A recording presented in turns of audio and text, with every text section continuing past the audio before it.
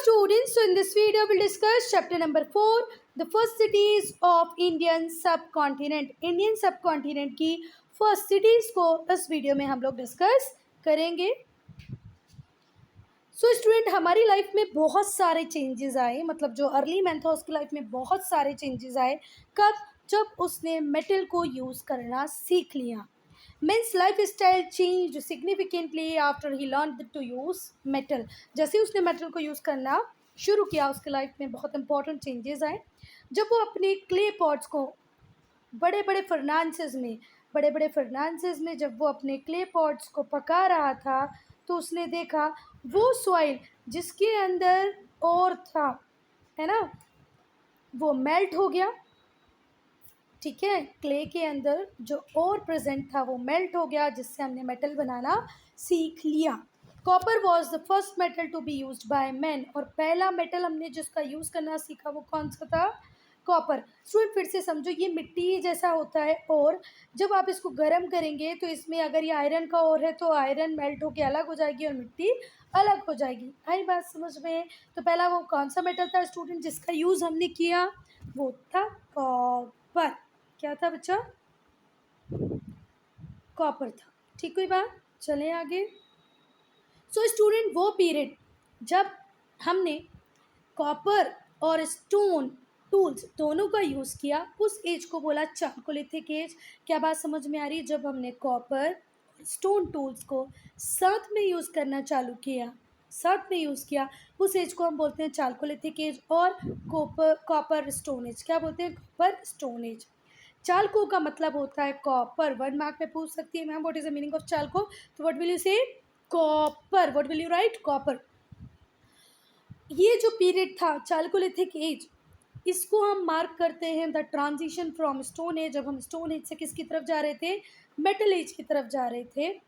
In due course बाद में हमने बहुत सारे ओर्स को मेल्ट किया और नए नए मेटल्स बनाए लाइक जिंक, टीन, इनको भी टाइम में डिस्कवर कर लिया. तो पहली बात वो एज जहाँ पर हमने कॉपर और स्टोन दोनों को यूज़ किया, क्या बोलते हैं? Chalcolithic as. चालको का मतलब क्या होता है? कॉपर.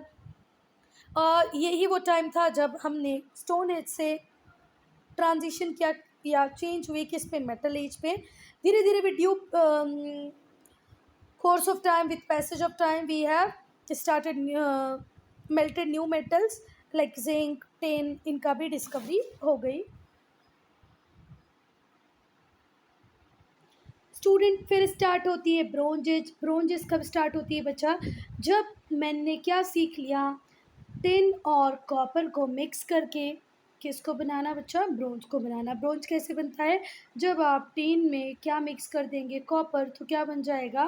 ब्रोंज. और यहीं से स्टार्टिंग होती है ब्रोंज एज की. As bronze is harder than copper. Copper से हार्ड होगा. जो ब्रोंज के टूल्स थे वो फॉरेस्ट को क्लियर करने में हेल्प करते गए. The ploughing of field and digging of canals easier. Canal बनाने में ईजी हो गया. फील्ड को प्लो करने में ईजी हो गया क्योंकि जो ब्रोंज था वो कंपेरेटिवली हार्ड था. किससे? कॉपर से. Village settlement along with river banks now become larger. River bank पे जो विलेज सेटलमेंट बने थे अब वो बड़े होते गए. क्यों बड़े होते गए बच्चा? क्योंकि अब हमें कैनाल बनाना इजी हो गया था. एग्रीकल्चर इम्प्रूव्ड हुई and large amount of surplus crop were produced. क्योंकि देखो अब एक बड़े एरिया में आप प्रोडक्शन कर रहे हो, एग्रीकल्चर इम्प्रूव होगा तो जो सरप्लस होगा वो बढ़ जाएगा. ठीक है, आप ज़्यादा क्रॉप प्रोड्यूस करोगे. जितनी आपको यूज़ करना है उतनी आप यूज़ कर लोगे, बाकी जो बची हुई होगी उसको हम क्या बोलेंगे? सरप्लस. जो बच गया है ना वो क्या है? सरप्लस. तो एग्रीकल्चर के इम्प्रूव होने से हमने सरप्लस क्रॉप को प्रोड्यूस किया. स्टूडेंट, अब सरप्लस क्रॉप का प्रोडक्शन होने लगा. इससे एक एडवांटेज हुआ कि अब हर व्यक्ति को क्रॉप ग्रो करने की, फूड ग्रो करने की नेसेसिटी नहीं थी. It was no longer necessary for everyone to grow food. हर व्यक्ति को फूड ग्रो करने की ज़रूरत नहीं थी. कुछ लोगों ने अपना टाइम स्पेंड किया गुड को मैन्युफैक्चर करने में, to meet various other needs. खाने के अलावा भी तो बेटा हमारी दूसरी नीड्स होती हैं। फूड को स्टोर करके भी रखना है, पानी को स्टोर करके रखना है, तो इसके लिए हमें पॉट्स चाहिए, है ना। तो फिर कुछ लोगों ने, क्योंकि सरप्लस प्रोडक्शन होने लगा, तो अब हर व्यक्ति सिर्फ क्रॉप प्रोड्यूस नहीं कर रहा है, कुछ लोगों ने कुछ अदर गुड्स की मैन्युफैक्चरिंग स्टार्ट कर दी नई, मतलब जिससे कि हम दूसरी नीड्स को भी मीट कर पाएँ, दूसरी नीड्स को भी फुलफ़िल कर पाएँ। This give rise to variety of occupation, और इससे बहुत सारे ऑक्यूपेशन आए, जैसे पॉट मेकिंग मतलब मटके बनाना, वीविंग मतलब बुनाई करना, कपड़ा बनाना, ब्रिक मेकिंग ईंट बनाना, टूल मेकिंग बहुत सारे टूल्स बनाना। टूल्स मतलब वही ना, कोई लोग एक्स बनाएंगे तो नाइफ बनाएंगे, तो many other things are there. तो pot making, weaving, brick making, tool making, ये बहुत सारे ऑक्यूपेशंस हो गए जिनमें लोग इंगेज हो गए। फिर गुड्स का एक्सचेंज होने लगा, जिससे ट्रेड बढ़ गया। अगर किसी ने पॉट बनाया है तो वो पॉट के बदले वीट ले सकता है, राइस ले सकता है। जिसने किसी चीज़ को वीव किया, भले वो बास्केट को वीव किया हो, या साड़ी को वीव किया हो, या किसी क्लॉथ को वीव किया हो, तो वो अपनी साड़ी, क्लॉथ या बास्केट के अगेंस्ट में कोई और वेजिटेबल, कोई और फ्रूट ले सकता है। आई बात समझ में। तो धीरे धीरे ऐसे ट्रेड स्टार्ट हुआ, ट्रेड सेंटर्स बन गए। The set trade centres were large number of people settled developed into cities. वो ट्रेड सेंटर जहाँ पर लोग आके रहने लगे, जो बेसिकली ट्रेडिंग करते थे, वो बाद में किस में डेवलप हो गए? स्टूडेंट सिटीज़ में डेवलप हो गए। Now will see city life. City covers larger area than village. Obvious सी बात है, हमेशा जो सिटी होती है वो विलेज से बड़ी होती है, लार्जर पॉपुलेशन वहाँ पर रहती है। Village life is simple. Village की लाइफ सिंपल होती है, क्योंकि जो भी विलेज पीपल होते हैं उनकी सिमिलर नीड्स होती हैं, सिमिलर ऑक्यूपेशन होते हैं। पर वहीं पे इन कॉन्ट्रास्ट, इसके अपोजिट, सिटी लाइफ मोर कॉम्प्लेक्स होती है, क्योंकि सिटी में different occupation. In village everything is doing, everyone is doing agriculture, ठीक है, तो सबकी नीड्स सेम है। But in city some are potters, are weavers, blacksmith, potters, weavers, तो इन सबकी नीड्स अलग होगी, क्योंकि ये डिफरेंट एक्टिविटीज़ करते हैं, तो वाइड रेंज ऑफ नीड्स इनकी होती हैं, ठीक है। बहुत सारे ऑक्यूपेशन हैं, उन ऑक्यूपेशन की वजह से बहुत सारी नीड जनरेट होती हैं। सिटी लाइफ में एडमिनिस्ट्रेटिव बॉडीज़ की रिक्वायरमेंट थी, लैंग्वेज की रिक्वायरमेंट थी, स्क्रिप्ट की रिक्वायरमेंट थी, and forms of organised worship, cultural expression. City life में क्या होता था बच्चा? एडमिनिस्ट्रेटिव बॉडी हो जो प्रॉपरली हर ऑक्यूपेशन सिटी को मैनेज कर पाएँ, एक लैंग्वेज हो, स्क्रिप्ट हो, है ना, लैंग्वेज मतलब भाषा हो, लिखने का तरीका हो, वर्शिप करने का एक ऑर्गेनाइज्ड वे हो, कल्चरल एक्सप्रेशन हो, ये सब कहाँ चाहिए आपको? सिटी लाइफ में चाहिए। Sum total of such aspect of organised life in society is called civilisation. और बच्चा ये जो ऑर्गेनाइज्ड लाइफ स्टाइल होगा, ऑर्गेनाइज करने का तरीका होगा, इसी को हम क्या बोलेंगे बच्चा? सिविलाइजेशन। क्या बात समझ में आई? देखो क्या क्या होना चाहिए? एडमिनिस्ट्रेटिव बॉडीज़ हो, लैंग्वेज हो, स्क्रिप्ट हो, ऑर्गेनाइज्ड वर्शिप प्लेसेस हो, कल्चरल एक्सप्रेशन हो, और ये सारी चीज़ें जहाँ मिल जाएगी बच्चा, उसे हम क्या बोलेंगे? Civilisation. The rise of cities in bronze age thus ushered in dawn of civilisation. And student, bronze age को ही हम शुरुआत मान सकते हैं किसकी? सिविलाइजेशन की। ठीक, कोई बात? चलें। जो अर्लिएस्ट सिटीज़ थी इंडियन सब कॉन्टिनेंट की, came up in north west in the region drained by the river Indus and its tributaries. River Indus, जिसको हम हिंदी में सिंधु रिवर बोलते हैं, उसकी ट्रिब्यूटरीज जो कि कहाँ पर थी? हमारे नॉर्थ वेस्ट पार्ट में थी इंडिया की। आज का जो करंट इंडिया है उसके नॉर्थ वेस्ट पार्ट में थी, वहाँ पर फर्स्ट सिटीज़ आई।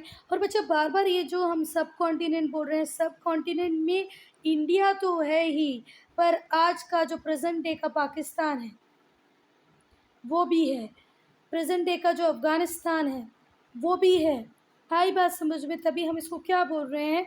सब कॉन्टिनेंट। इसके अलावा भी बहुत सारी चीज़ें हैं जो सब कॉन्टिनेंट, इंडियन सब कॉन्टिनेंट में इंक्लूड होती हैं। आई बात समझ में? तो जो पहली सिटीज़, अर्लीस्ट सिटीज़ हमें देखने को मिली, वो कहाँ पर मिली बच्चा? वो मिली हमें रिवर इंडस के बेसिन में और उसकी ट्रिब्यूटरीज में, ठीक है। come up in the northwest in the region drained by the river Indus and its tributaries about 4,500 years ago। कब? आज से 4,500 साल पहले, 4,500 before 4,500 year ago. A great civilisation flourished in this region, और हम बोल सकते हैं कि आज से 4500 वर्ष पहले यहाँ पर एक बहुत ही बड़ी सिविलाइजेशन फ्लोरिश करती थी, जिसका नाम था इंडस वैली सिविलाइजेशन, और दूसरा इसी का नाम है हड़प्पन सिविलाइजेशन। क्या नाम है बच्चा? हड़प्पन सिविलाइजेशन, ठीक है। Till the early 20th century historians were unaware of bronze age cities. बेटा अब हम 20th सेंचुरी की बात करें तो पहले तो वो सीखो क्या है 20th सेंचुरी। 1900 से 1901 से लेके 1901 से लेके 2000 तक का जो पीरियड था, उस पीरियड को हम बोलते हैं 20th सेंचुरी। तो जो अर्ली 20th सेंचुरी थी, मतलब 1920, 1930, 1910, जब तक तो हमारे जो हिस्टोरियंस थे उन्हें पता ही नहीं था कि ब्रोंज एज सिटीज़ भी कुछ थी, कि हमारे इंडिया में ब्रोंज एज सिटीज़ इतनी ज़्यादा डेवलप थी, ऐसा किसी को कुछ पता नहीं था। और वो कहाँ पर थी बच्चा? इंडस वैली में। ऐसा किसी को कुछ भी पता नहीं था। बेटा जब ये सिटीज़ अबेंडन कर दी गई बाय द पीपल, जब लोग इन सिटीज़ को छोड़ के चले गए, तो अब जैसे ये सिटीज़ थी, इस सिटीज़ को आप छोड़ के चले गए हो बेटा, तो धीरे धीरे धीरे करके इनके ऊपर मिट्टी जमा होती रहेगी, और धीरे धीरे क्या फॉर्म हो जाएगा? एक माउंड की तरह फॉर्म हो जाएगा। क्या फॉर्म हो जाएगा? एक माउंड फॉर्म हो जाएगा। ऐसा ही किसके साथ हुआ? इंडस वैली सिविलाइजेशन के साथ हुआ 1920 में। कब? 1920 में जो आर्कियोलॉजिस्ट थे उन्होंने एक्सकवेट करना स्टार्ट किया। किसको? The mounds of Harappa. जो हड़प्पा के माउंट्स थे उन्हें एक्सकवेट, उनकी खुदाई स्टार्ट की। किसने बच्चा? आर्कियोलॉजिस्ट ने। कब? 1920 में। जो कि आज कहाँ पर है? हड़प्पा पाकिस्तान में है। On the banks of river Ravi. कहाँ पर? रवि के बैंक्स पर in Punjab. And Mohenjodaro meaning the mound of dead. Mohenjodaro का मीनिंग ही क्या होता है बच्चा? Mound of dead. ये 1 मार्क क्वेश्चन आ सकता है। What is the meaning of Mohenjodaro? Mound of dead. ठीक है, तो 1920 में आर्कियोलॉजिस्ट ने एक्सकवेशन स्टार्ट किया। कहाँ पर? हड़प्पा में, जो आज कहाँ पर है? पाकिस्तान में है। किस रिवर के ऊपर? रवि रिवर के ऊपर। और मोहनजोदारो जो जिसको हम क्या बोलते हैं? माउंट ऑफ डेड, सिंध में है। वो भी कहाँ पर ही बच्चा? पाकिस्तान। तो हड़प्पा और मोहनजोदारो दोनों कहाँ पर है? पाकिस्तान में है। बेटा पहले 1947 के पहले क्या पाकिस्तान था? नहीं, ये इंडिया का ही पार्ट था ना बेटा, है ना। चलो, मेरी मोर साइट्स वर एक्सकवेटेड लेटर। इसके बाद बहुत सारी साइट्स को एक्सकवेट किया गया, जैसे कि इंडिया में रूपर, कहाँ पर? पंजाब में। बनावली हरियाणा में। राखीगढ़ी भी हरियाणा में। राखीगढ़ी बनावली हरियाणा, रूपर पंजाब, कालीबंगा राजस्थान, लोथल, रंगपुर, धोलावीरा, रोजड़ी गुजरात में। तो पंजाब का रूपर, बनावली राखीगढ़ी हरियाणा की, कालीबंगा राजस्थान का, लोथल, रंगपुर, धोलावीरा, रोजड़ी गुजरात, इनको भी एक्सकवेट किया गया। यहाँ से जो रिमेन्स मिले बच्चा, भले वो रोजड़ी हो, राखीगढ़ी हो, लोथल हो, कालीबंगा हो, मोहनजोदारो हो या हड़प्पा हो, यहाँ जितनी भी साइट्स में जितने भी रिमेन्स मिले हैं वो सिमिलर हैं। इससे पता चलता है कि ये भी हड़प्पा या मोहनजोदारो के ही पार्ट थे। सिंगल सिविलाइजेशन ही थी ये, पूरा टोटल मिला के क्या थी? Single civilisation. इसी को हम लोग बोलते थे इंडस वैली सिविलाइजेशन और हड़प्पन सिविलाइजेशन। सो स्टूडेंट, अब हम लोग डिस्कस करेंगे प्लांट सिटीज़ के प्लांट सिटीज़, ठीक है। हम लोग डिस्कस करेंगे आर्किटेक्चरल फीचर्स, जिसमें कि पहला है प्लांट सिटीज़। जो हड़प्पन सिविलाइजेशन थी वो प्लांट सिटीज़ थी बच्चा। This was first proved by the excavation at Mohenjodaro and Harappa. जब हमने एक्सकवेशन स्टार्ट किए, डिगिंग स्टार्ट की मोहनजोदारो और हड़प्पा में, तब हमें पता चला कि जो सिटीज़ थी वेल प्लान्ड सिटीज़ थी। These two cities can be divided broadly into 2 parts. इन दोनों ही सिटीज़ को, भले वो मोहनजोदारो हो या हड़प्पा हो, आप 2 पार्ट्स में डिवाइड कर सकते हो। एक है सिटाडल, जिसको आप अपर पार्ट भी बोलोगे, और दूसरा है lower town. Upper town and lower town. Upper town का जो नाम था वो सिटाडल था। To remember, citadel is the upper part of the town. Citadel क्या था बच्चा? The cities had a raised part called citadel. Cities के जो रेस्ड पार्ट थे उन्हें सिटाडल कहा गया। The citadel had massive wall. Citadel में मैसिव वॉल बनी हुई थी, and its side provided protection against flood. और क्योंकि ये हाइट पे था तो ये फ्लड के अगेंस्ट में प्रोटेक्शन देता था। इंपॉर्टेंट स्ट्रक्चर्स जितने भी थे, जैसे कि public bath, granaries, public bath मतलब एक कॉमन सा टैंक होता था जिसमें सब लोग नहा पाए। ग्रेनरीज जहाँ पर आप फूड ग्रेन्स को स्टोर करके रखते हैं। टाउन हॉल ये सब सिटाडल में ही सिचुएटेड होता था, अपर पार्ट में सिचुएटेड होता था। ग्रेट बाथ, पहली बात तो याद रखना कि ग्रेट बाथ कहाँ पर है, तो है मोहनजोदारो में। shows how good the Indus people were at engineering and planning। Engineering और प्लानिंग में Indus civilisation, Indus valley civilisation के लोग कितने महान थे, कितने ग्रेट थे, ये हमें दिखाता है ग्रेट बाथ, जो कि कहाँ पर सिचुएटेड है, मोहनजोदारो में सिचुएटेड है। जो इनर वॉल्स थी वो treated to prevent seepage, inner walls को इस तरीके से बनाया गया कि कोई सीपेज ना हो। स्टेयर्स डिसेंडेंट इनटू बाथ पर यूज्ड, ये ग्रेट बाथ में आने के लिए क्या बनाई बच्चा, स्टेयर्स बना दी गई थी, ठीक है। Stair descendant into bath for use for cleaning it, इसको क्लीन करने के लिए क्या बनाई थी, स्टेयर्स। और तो और स्टूडेंट्स, आज भी आप कितनी ही बड़ी बड़ी नदियों के में जब नहाने के लिए जाते हैं, हम लोग किसी किसी रिलीजियस फेस्टिवल में जाते हैं ना, तो हमें वहाँ पर till date we are not able to find changing room everywhere, हर जगह आपको चेंजिंग रूम नहीं मिलेंगे। पर देखो ये कितने महान लोग थे इंडस वैली सिविलाइजेशन के, मोहनजोदड़ो के, कि जहाँ पर जिन्होंने जो ग्रेट बाथ बनाया उसके आसपास चेंजिंग रूम्स भी बनाए around the bath, so that आप पहले प्रॉपर नहा सकें और उसके बाद चेंज कर पाए, ओके। और क्लीनिंग के लिए क्या बनाए, डिसेंडिंग स्टेयर्स। अगर अब हम बात करें ग्रेनरी, जहाँ पर हम क्या करते हैं बच्चा, फूड क्रॉप्स को स्टोर करके रखते हैं, फूड को स्टोर करके रखते हैं, फूड मतलब बना हुआ फूड नहीं बच्चा, ग्रेन्स, अनाज, अनाज को जहाँ स्टोर करके रखते हैं उसे बोलते हैं ग्रेनरी। मोहनजोदाड़ो में ग्रेनरी भी मिली है, was largest building of the city, और सिटी की सबसे बड़ी बिल्डिंग है ग्रेनरी।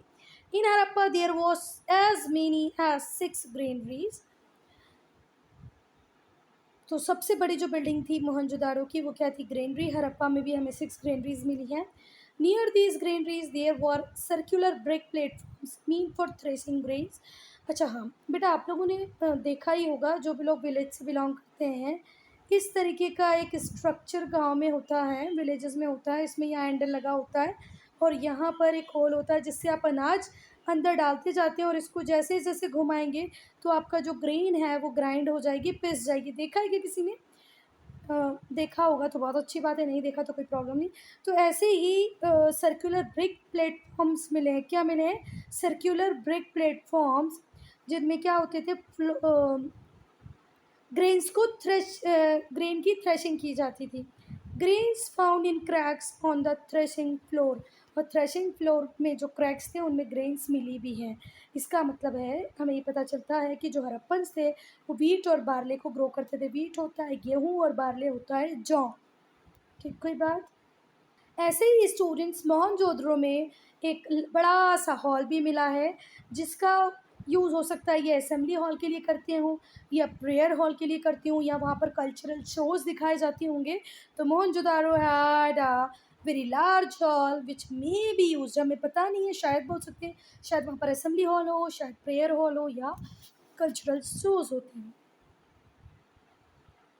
तो ये जितने भी हॉल्स, ग्रेनरीज हमने सब डिस्कस किया। ग्रेट बाथ को कहाँ पर थे बच्चा, सिटाडल। सिटाडल क्या है, क्या है सिटाडल, अपर पार्ट, क्या है citadel, upper part of the cities, जहाँ पर आपको इंपॉर्टेंट बिल्डिंग्स वगैरह मिल जाएंगी। अब हम लोग पढ़ेंगे lower town.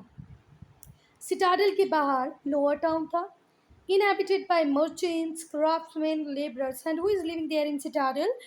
Merchants, craftsmen, and laborers. Merchant, craftsmen, laborers lower part में रहते थे। दिस में have been the biggest part of the city, और ये सिटी का बहुत ज़्यादा बिजिएस्ट पार्ट था। मेन पार्ट जो था लोअर टाउन का वो रेक्टेंगुलर ब्लॉक्स में डिवाइडेड था। वाइड रोड्स थी जो एक दूसरे को कट करती थी राइट एंगल पे। कैसे कट करती थी बच्चा, राइट एंगल पे। ऐसा आज हम इंडियन रोड्स के साथ अभी तक नहीं कर पा रहे। हम एक बार भाई आगरा गए थे, तब हमने रोड्स देखी, ऐसी रोड भगवान ही जाने क्या ऐसी रोड थी वो, और इनकी रोड्स राइट एंगल पे क्रॉस करती थी। सच में इतने तो मैंने मेरी सिटी में भी रोड्स खराब नहीं देखी जितनी मैंने कहाँ पर देखी, आगरा में। बिल्कुल गली यहाँ से शुरू होगी तो उसमें तो विड्थ ठीक होगी, जाके इसकी विड्थ बिल्कुल कम हो जाएगी, हर कुछ रोड। मैंने आगरा का नाम इसलिए लिया क्योंकि जहाँ जहाँ मैं गई हूँ वहाँ मुझे ऐसी रोड नहीं मिली। आगरा पहली ऐसी जगह थी जहाँ मैंने ऐसी पतली पतली रोडें देखी। Here one can see the remains of brick. यहाँ पर आपको ब्रिक्स के रिमेन्स मिल जाएंगे, हाउसेज मिल जाएंगे, ड्रेनेज सिस्टम मिल जाएगा। The cities probably head light, street light. अच्छा, ये भी बड़ा ही इम्पोर्टेंट फीचर है। ऐसा माना जाता है कि शायद स्ट्रीट में, गलियों में लाइट्स थी, because remains of lamp post have been discovered along the road. Road के ऊपर लैम्प पोस्ट मिले हैं, तो इससे हमें ये पता चलता है कि भैया इतने एडवांस थे ये लोग कि ये लोग स्ट्रीट लाइट का भी प्रोविज़न इन्होंने बना रखा था। प्रॉपर ड्रेनेज सिस्टम था। ड्रेनेज सिस्टम मतलब जो हमारा वेस्ट वाटर होता है ना, उसको निकलने के लिए, सीवेज।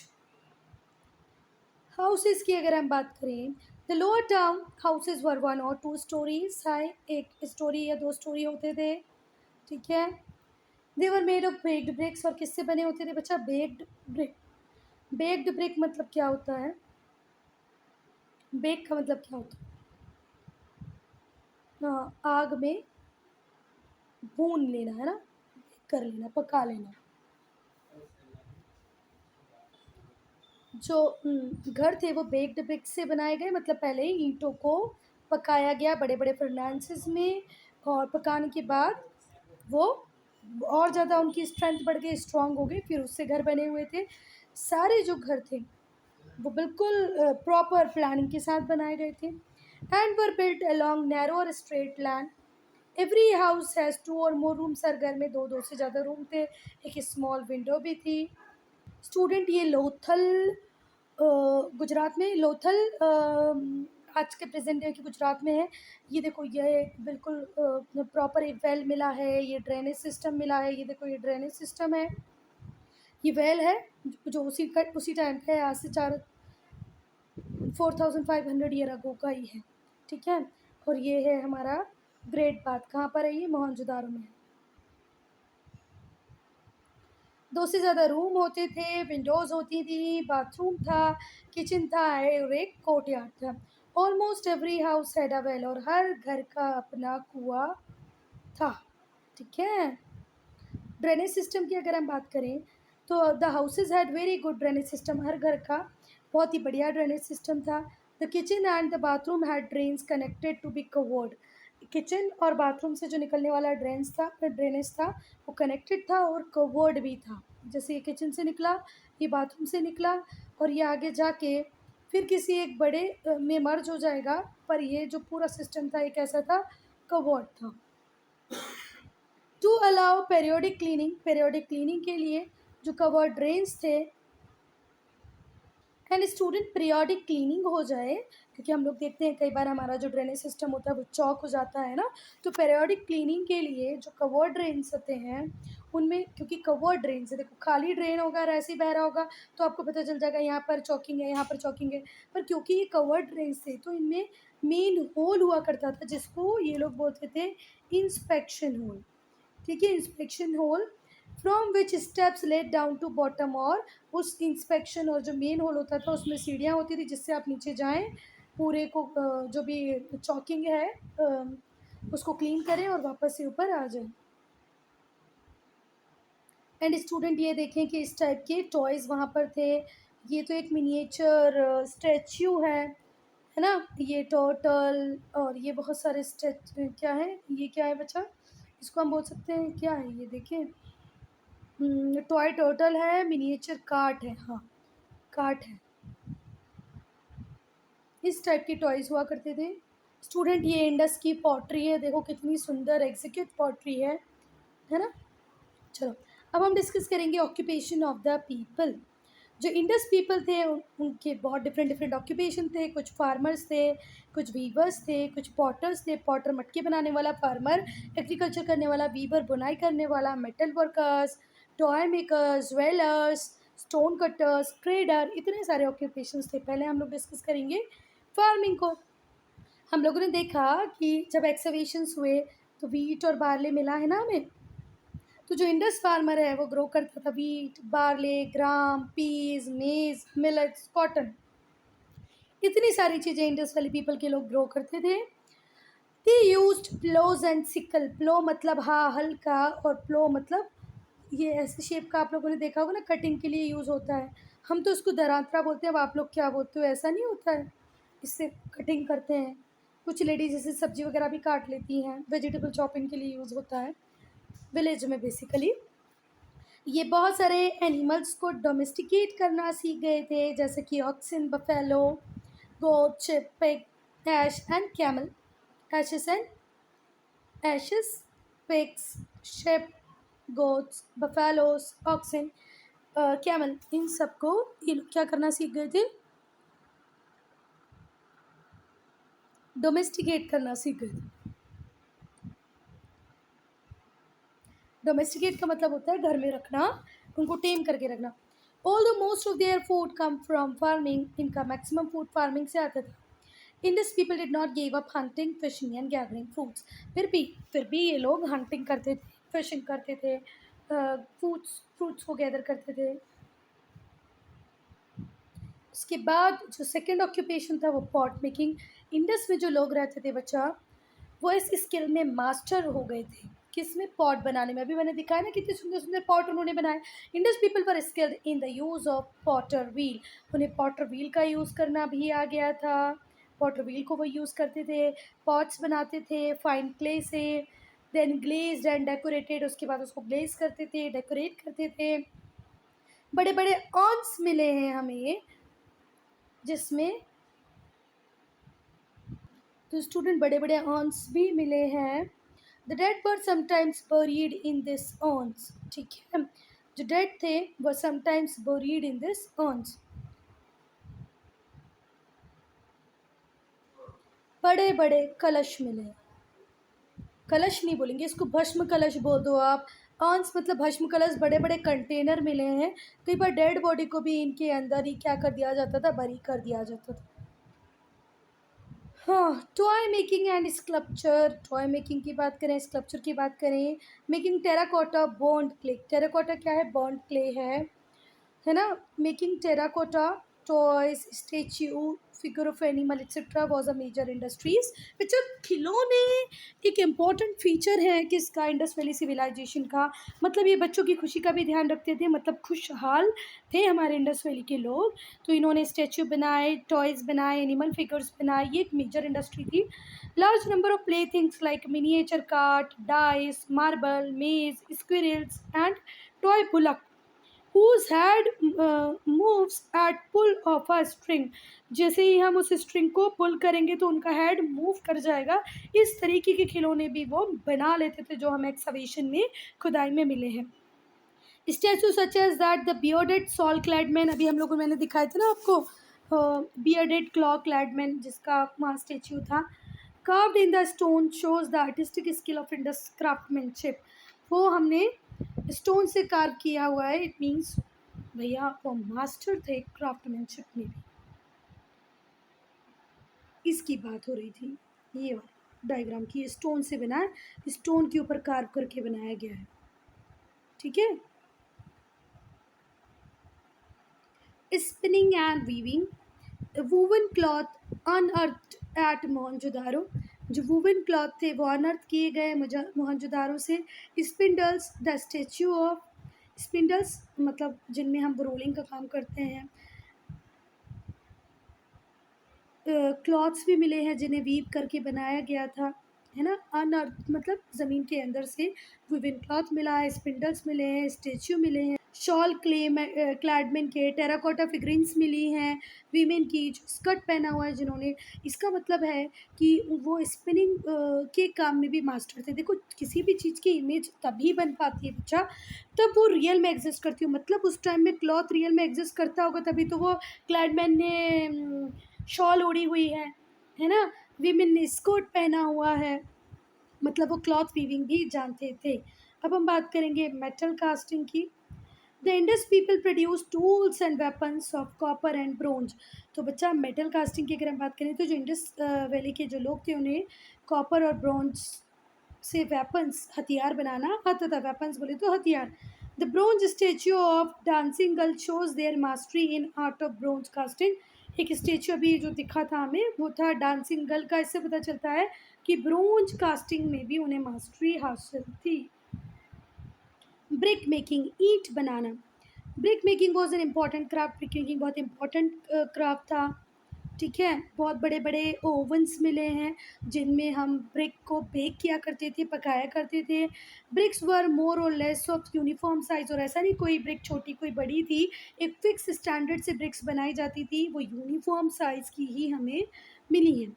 सील मेकिंग, अगर हम सील की बात करें तो हमें 2000 से भी ज़्यादा सील्स मिली हैं एक्सकवेशन में, डिफरेंट डिफरेंट साइज़ की।